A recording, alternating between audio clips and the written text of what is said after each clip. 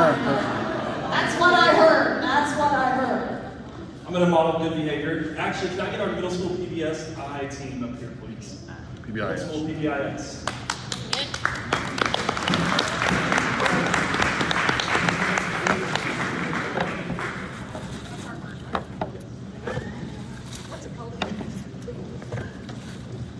So I want to recognize each of these individuals.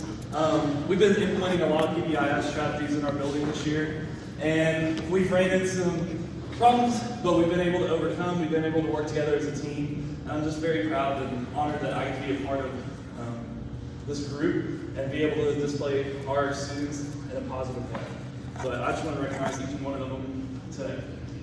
Thank you.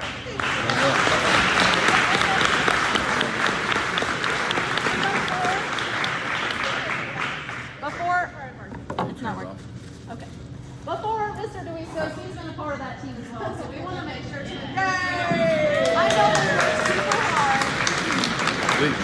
So, on behalf of the whole middle school, thank you guys, and on behalf of Dallas, who nominated you, we appreciate the work.